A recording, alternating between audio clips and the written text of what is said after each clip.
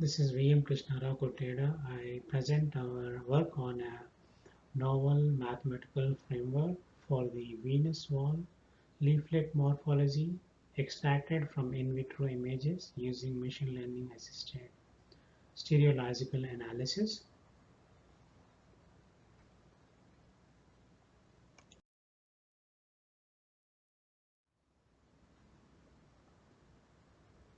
DVT and PE are often underdiagnosed and serious but preventable medical conditions. DVT is a medical condition that occurs when a blood clot forms in a deep vein. These clots usually develop in the lower leg, thigh, or pelvis, but can also occur in the arm. The DVT can happen to anybody and can cause serious illness, disability, and in some cases death. The good news is that DVT is preventable and treatable if discovered early. VT is a blood clotting condition that has two major manifestations, DVT and PE.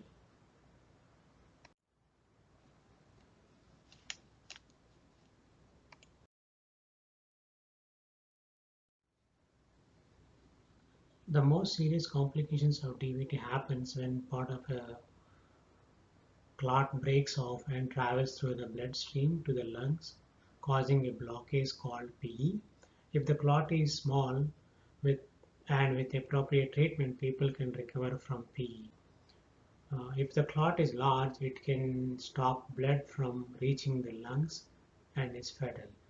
These are some of the numbers related to hospitalization, deaths, and the PE present in this country.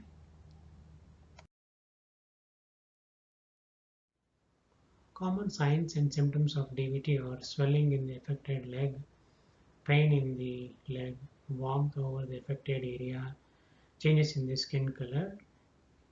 These symptoms may not be present immediately with the clot formation. In some cases, it may take up to 2 weeks before the symptoms become apparent. The symptoms caused by DVT are vague and non-specific, and up to 50% of the patients with DVT have no symptoms at all. Unfortunately, diagnosing DVT by clinical signs and symptoms is notoriously inaccurate. In this presentation, we present our approach to diagnose DVT.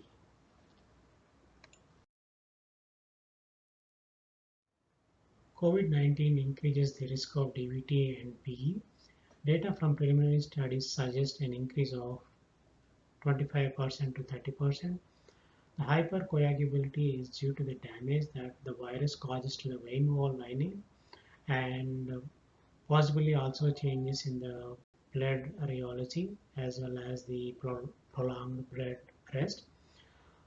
Pharmaceutical therapy to reduce hypercoagulability is only partly effective in preventing DVT in these patients.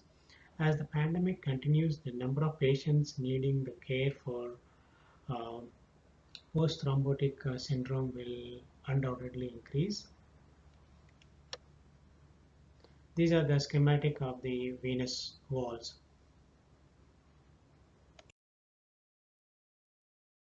This is our methodology to diagnose DVT. First, we look for signs of PE. We calculate the Wells clinical score to assess clinical risk or probability of PE. If the probability is low, then it recommends PRC criteria. The positive results from this criteria recommends D-dimer test. If we get the positive results from the D-dimer test, then recommend the CT scan. The positive result from the CT scan shows that the presence of PE in the patient. Uh, the conclusive results from PRC, D-dimer, or CT scan recommends the ultrasound in every 1 to 2 weeks.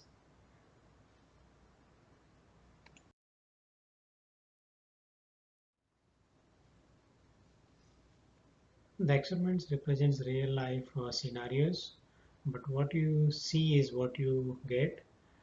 but the drawbacks of the experiments are they're expensive, limited fidelity or sometimes impossible, operational or environmental hazard, measurement limitations. On the other hand, the CFD is less expensive. It can emulate any environmental conditions.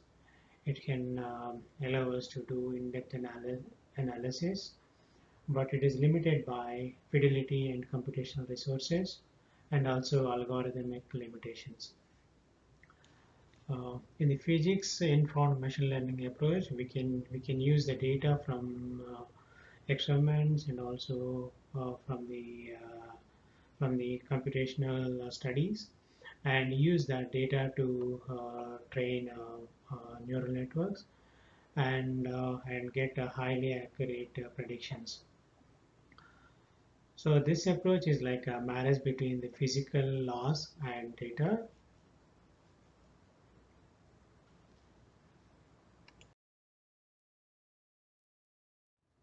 Here we show the 3D printed wall geometries in the literature. This geometry used by Hu et al. For computational study.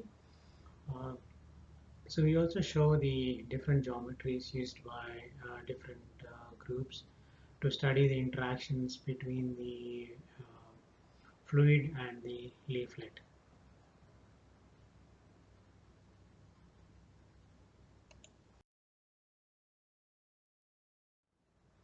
So we developed a mathematical model to make the geometry of the leaflet. These are the equations to make the geometry of the leaflet. So here we are showing the cross-sectional views.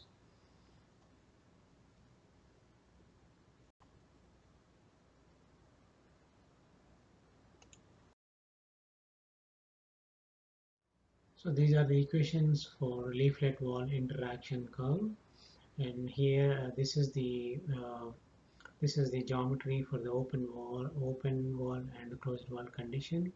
And here we can also see that um, the geometry made from our mathematical model are similar to the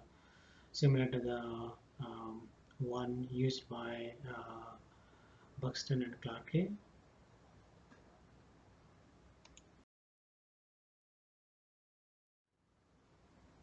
We used AI/ML approach to study various multi-phase flow problems. So here we got the images of left leg and right leg from the Texas Tech Medical Center, and we made these schematic from those images, and we use the AI/ML approach to extract the 9 features from the left leg image and the right leg image. So these are the extracted features from the image. So the features for the left leg and right leg are different except the point 4, that is the number of arteries entering the vastus medalis from the popliteal.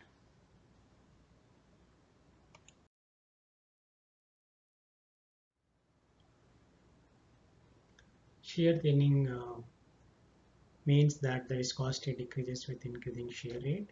The shear thinning of blood has an important effect on the recirculation of the fluid within the sinus pocket during normal blood flow, and also affect the action of muscle pump. The 4 models are used for the viscosity.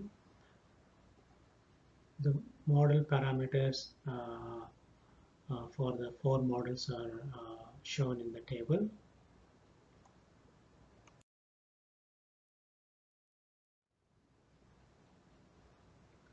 Hyperelastic models are used for the wall and leaflet.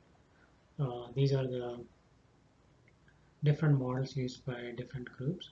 So the thickness and Young's modulus of the wall and leaflet used by different groups in these models are listed in this table.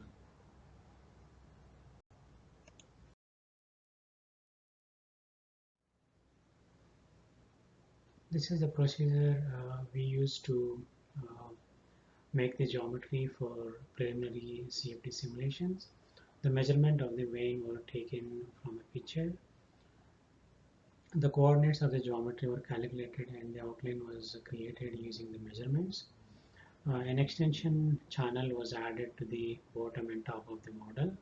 The coordinates are created and they are joined by arcs.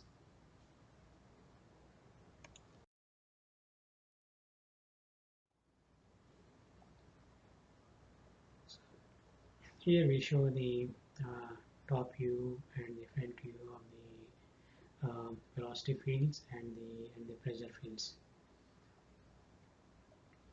So as expected, the velocity is maximum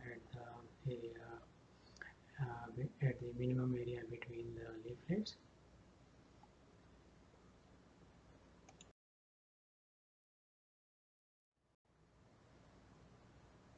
Conclusions from this present study are we developed a mathematical model to make the geometry of the leaflet surface and vein wall. We will perform the experiments on the geometry made from the patient's ultrasound images. We will use AI/ML approaches to develop an accurate and computationally efficient physics-based models by training the algorithms via our numerical and experimental results.